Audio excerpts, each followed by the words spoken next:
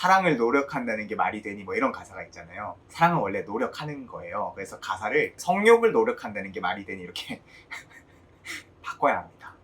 여러분 안녕하세요, 박연입니다. 오늘은 듣기만 해도 마음이 살랑살랑해지는 주제를 가져와 봤는데요. 바로 사랑입니다. 여러분들 혹시 지금 사랑하고 있는 사람이 있으신가요? 지금 딱 이 단어를 들었을 때 생각나는 사람이 있으신가요? 사랑은 인생에 있어서 굉장히 중요한 부분임에도 불구하고 우리가 사랑을 뭔가 공부해야 된다거나 사랑을 분석해야 된다거나 이렇게 잘 생각하지는 않는 것 같습니다. 뭔가 다른 거는 몰라도 사랑만큼은 머리로 이해하는 게 아니라 가슴으로 느껴야 되고 감정적으로 접근해야 된다 이렇게 생각하는 경우가 많은 것 같아요. 물론 모든 인생살이가 그렇듯이 너무 모든 것을 뭔가 이성적으로 내지는 뭐 머리로만 하려고 하는 것도 문제가 있겠습니다. 근데 또 마찬가지로 모든 거를 너무 감성적으로나 아니면 실천적으로만 보는 것도 문제가 있겠죠. 오히려 이 실천적인 사랑을 더 잘하기 위해서라도 이런 약간은 분석적인 논의도 필요하겠죠. 네, 이런 문제인식은 에리 프롬이라는 철학자의 문제인식이기도 합니다. 네, 이분은 살아계신 동안 결혼을 3번이나 한 사랑 전문가신데요. 이분의 저작인 이 사랑의 기술이라고 하는 이 책을 중심으로 해서 우리가 한번 사랑이라는 주제에 대해서 이야기를 나눠보려고 합니다. 여러분은 사랑이라고 했을 때 어떤 것이 가장 먼저 떠오르시나요? 로맨틱한 사랑, 연애나 결혼과 같은 그런 사랑이 가장 먼저 떠오르시는 분들이 많으실 것 같습니다. 로미오와 줄리엣과 같은 이 가슴이 뜨겁게 끓어오르는 그런 어떤 절절한 사랑, 우리는 그런 사랑에 대한 어떤 환상을 갖고 있기도 하고 또 실제로 그런 사랑을 하기도 하지요. 우리가 사랑이라고 했을 때 이런 사랑을 가장 먼저 떠올리기 때문에 사랑이라고 하는 것은 배울 게 없고 감정에 불과하다라는 그런 생각을 가장 먼저 하게 되는 것 같습니다. 그러나 우리 조금만 더 생각해 봅시다. 우리가 여자친구를 사귀고 뭐 남자친구를 사귀고 아니면 뭐 결혼한다고 해도요, 격정적인 로맨스 이게 어느 정도 가나요? 짧으면 2개월에서 3개월, 길면 한 2년에서 3년 정도 유지가 되죠. 검은 머리가 팥뿌리가 될 때까지 사랑한다고 약속해놓고서는 그런 사랑을 실제로 하기는 사실 아주 특수한 경우를 제외하고는 매우 어렵습니다. 결혼을 한다고 하더라도 이 로맨틱한 관계를 오래 유지하는 것은 굉장히 어렵고요. 실제로 이혼하는 경우도 굉장히 많죠. 이는 이 로맨틱한 사랑, 즉 어떤 성애적 사랑은 우리의 종족 번식에 대한 어떤 욕구에 기인하기 때문입니다. 그런데 여러분 이런 말도 있잖아요. 막 첫눈에 보고 반한다. 그러니까 많은 사람들은요, 첫눈에 어떤 대상을 보고 사랑에 빠지기도 하고 더 정확하게 말하면 성욕을 느끼기도 합니다. 그러면 우리는 이 사랑이라고 하는 것을 단순히 이 성욕이라는 것과 같다고 얘기할 수 있을까요? 성욕은 보통 사랑을 시작하게 하는 원인이거나 아니면 어떤 사랑의 일부일 수는 있겠지만 이 성욕이 사랑의 전부라고 할 수는 없겠죠. 에리 프롬은요, 이 사랑이라고 하는 것이 고독을 벗어나려는 욕구에서 기인한다고 얘기합니다. 우리는 모두 태어나기 전부터 어떤 누군가와 사실 연결된 존재였잖아요. 그러니까 우리 모두는요, 태어나기 전부터 어머니의 자궁 속에서 어머니와 탯줄로 연결된 존재였고요. 어머니의 몸 밖으로 나왔다고 하더라도요, 어머니의 어떤 절대적인 사랑을 받으면서, 무조건적인 사랑을 받으면서 어머니와 연결되어 있다는 감정을 느끼게 됩니다. 그러면서 우리가 타자와 그리고 세상과 연결되어 있다는 느낌을 받게 되는 것이죠. 그런데 우리는 자라면서 현실을 깨닫게 됩니다. 우리가 독립된 개체라고 하는 것을 알게 되는 거죠. 점점 성숙하면서. 그러면서 우리는 극심한 고독, 극심한 불안, 극심한 혼란에 시달리게 됩니다. 그러면서 우리는 사랑을 추구하면서 이런 고독으로부터 벗어나려고 합니다. 그렇다면 우리는 이 성욕을 기반으로 한 이 결합, 이 어떤 로맨틱한 사랑으로 고독으로부터 벗어날 수 있을까요? 이러한 결합으로는 고독으로부터 벗어날 수 없습니다. 잠시 일시적으로 어떤 고독으로부터 벗어났다는 착각을 할 수는 있겠죠. 그러나 이런 호르몬의 작용은 매우 일시적입니다. 상대가 너무 좋아서 막 주체가 되지 않는 상태로 만드는 신경 전달 물질이 바로 페닐에틸아민이라는 물질인데요. 이거는 짧으면 2-3개월, 길면 한 2-3년 정도밖에 유지가 되지 않는다고 합니다. 그러니까 이런 사랑은 필연적으로 일시적일 수밖에 없다는 거예요. 비유하자면 이것은 마치 마약을 한 상태랑 비슷하다고 할 수도 있겠습니다. 우리가 이별할 때 그렇게 막 엄청 괴롭고 이런 이유도요, 이게 사실상 금단현상이랑 비슷한 거거든요. 세상과 연결되었다는 느낌, 이 착각이 와르르 무너지는 그런 순간인 거죠. 근데 또 이러한 사랑은 배타적인 사랑이라는 측면에서 실현 불가능한 사랑입니다. 타인이 나에게 완전히 종속되었으면 좋겠다는 그런 사랑이거든요. 연애나 결혼이라고 하는 것은요, 이러한 욕구를 일시적으로 충족시켜주는 제도잖아요. 그런데 여러분, 다른 사람에게 한 사람이 완전히 이렇게 종속되거나 소유당하는 게 가능한 일인가요? 완전히 분리된 두 개체가 완전한 어떤 결합 상태가 된다는 것은 불가능한 일입니다. 애초부터 이는 불가능한 사랑이었음이 언젠가는 드러나게 됩니다. 이는 기만적인 사랑이었던 것이죠. 그렇다면 이런 기만적인 사랑이 아니라 뭔가 본질적인 사랑, 이런 게 가능할까요? 에리 프롬은요, 이 사랑의 본질이 주는 것이라고 얘기합니다. 우리는 흔히 이런 어떤 사랑 같은 거는 받아야 된다라고 생각하는 경우가 많잖아요. 근데 에리 프롬은 이렇게 주장하는 겁니다. 우리를 뭔가 전적으로 내어주어야지 진정한 사랑이 가능하다고요. 이게 무슨 말일까요? 우리가 받는 것으로만 사랑을 정의하면 어떻게 되나요, 여러분? 우리는 외부의 사랑을 계속 받기 위해서 막 전전긍긍하게 되죠. 외부적인 변화에 따라서 우리가 어떻게 하면 사랑을 더 받을 수 있을까 이런 것들을 막 고민하게 됩니다. 그런데 내가 타인에게 나를 계속 줄 수 있다면, 내가 나의 능력을 타인을 위해서 계속 사용할 수 있다면 어떻게 될까요? 외부의 어떤 조건과는 상관없이 나는 세상과 항상 연결돼 있다는 그런 느낌을 가질 수 있겠죠. 비로소 우리는 어떤 세상과의 분리불안으로부터 벗어날 수 있게 되는 것입니다.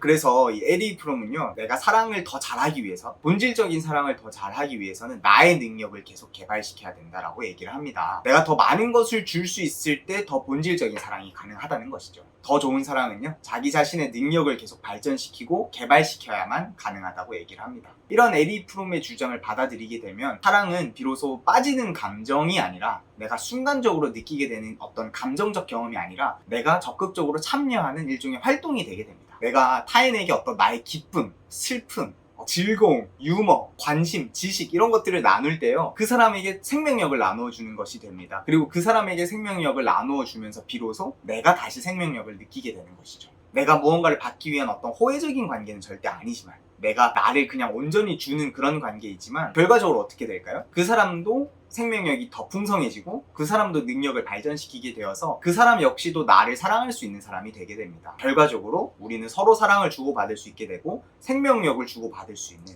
그런 관계가 되게 되는 것이죠. 여러분 어떠신가요? 이런 주장 좀 일리 있는 것 같지 않으신가요? 내가 나의 능력이나 어떤 나의 생명력을 타인에게 전적으로 나누어 줌으로써 타인도 나를 사랑할 수 있는 사람이 되고, 또 그런 사랑을 주고받으면서 우리는 근본적인 어떤 고독의 불안, 분리불안으로부터 벗어날 수 있게 되는 것입니다. 그리고 이런 사랑은요, 내가 타인에게 무조건적인 어떤 애착을 받으려고 하는 유아기적 사랑이라던가, 아니면 내가 전지전능하다는 어떤 착각에 휩싸여서 타인을 착취하려는 그런 사랑으로부터도 벗어나는 길이죠. 이런 미성숙한 사랑에 대한 욕망들을 극복해 나가고, 나의 힘, 내가 가진 능력에 기반을 둔 용기와 자신감을 바탕으로 사랑을 할 수 있게 됩니다. 그런데 프롬의 주장에 따르면요, 현대인들은 이 사랑을 어떤 주는 문제가 아니라 받는 문제로 착각하고 있다고 얘기를 합니다. 그래서 우리 어떻게 하나요? 막 몸을 지장한다든지 높은 서열이나 높은 지위로 올라가려고 한다든지, 그렇게 되면 사랑을 받을 수 있다고 생각을 하는 거거든요. 그리고 사랑을 받으면 사랑을 이룬다고 착각하는 겁니다. 또 더 나아가서요, 사랑이 사랑하는 나의 능력의 문제다라고 생각하는 게 아니라 어떤 내가 사랑을 줄 수 있는 대상을 찾는 문제라고 착각합니다. 모든 것이 상품이 될 수 있는 이 자본주의, 이 소비주의 사회에서 모든 사람들이 상품화되는 거죠. 그래서 우리 남자들 같은 경우에는요, 보다 어떤 관대하거나 사교적이거나 이런 사람일수록, 여자들 같은 경우는 보다 치장을 잘하는 사람일수록 상품 가치가 높아지게 되는 구조인 거죠. 그리고 어떤 자신의 급에 맞는 딱 알맞은 상대를 딱 찾아야지 나의 어떤 운명적인 사랑이 이루어진다라고 생각을 하는 거죠. 근데 여러분 생각해보면요, 우리가 연애를 하고 결혼을 하는 이 제도가 성립된 게 얼마 안 됐거든요. 사실 50년 전만 해도 한국 사회에서도 이 연애 결혼이라는 제도가 그렇게 성행하던 제도는 아니었잖아요. 그러면 그 이전 사람들은 모두 뭔가 사랑을 모르거나 그랬을까요? 그게 아니겠죠. 현대 사회의 사랑은 지나치게 상품주의적 내지는 감정주의적으로 가고 있다는 것이 프롬의 문제 제기입니다. 물론 우리가 약간 주의해야 될 점은 있는 것 같아요. 이 성욕에 기반한 어떤 사랑이 완전히 중요하지 않다 이런 말이 아닙니다. 지나치게 어떤 그런 것만이 사랑이라고, 사랑의 100%라고 착각하는 것이 문제지, 사실 우리 굉장히 긴장감 가득한 이 삶 속에서 그런 도파민 축제 같은 그런 일들은 필요하거든요. 그리고 그것은 어떤 삶의 질에서 굉장히 중요한 요소일 수 있습니다. 근데 우리가 그것이 전부가 아님을, 그것만으로 나의 어떤 고독과 불안이 모두 극복될 수 있다는 착각을 하지 말고, 나의 진정한 사랑을 할 수 있는 이 능력을 점점 발전시키고 개발시켜야 나가야 한다, 이런 주장으로 받아들이면 좋을 것 같습니다.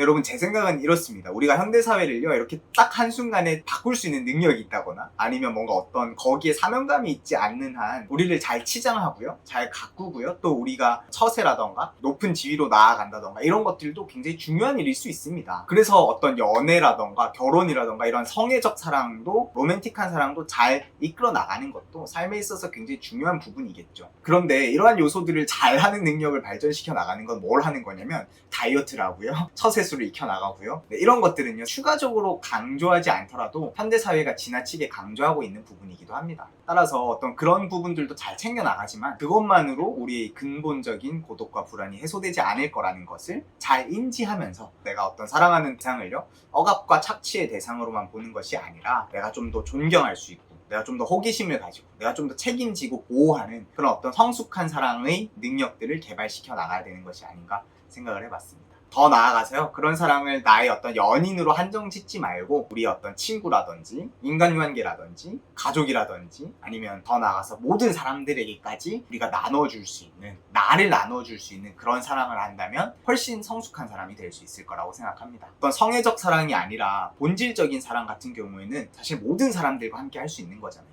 내 이웃을 내 몸과 같이 사랑하라 이런 말도 있잖아요. 아마 그런 말이랑 잘 통하는 부분이 아닐까 생각이 들고요. 이런 사랑은 정말 진정하게 성숙하고 능력 있는 사람만이 할 수 있는 사랑이 아닌가 생각을 해봤습니다. 여러분 조금 농담 한마디만 마지막으로 드려보자면요. 사랑을 노력한다는 게 말이 되니 뭐 이런 가사가 있잖아요. 사랑은 원래 노력하는 거예요. 그래서 가사를 성애를 노력한다는 게 내지는 성욕을 노력한다는 게 말이 되니 이렇게 바꿔야 합니다. 네, 어쨌든 여러분 농담이었고요. 사랑은 원래 노력한다는 것을 기억하자고요.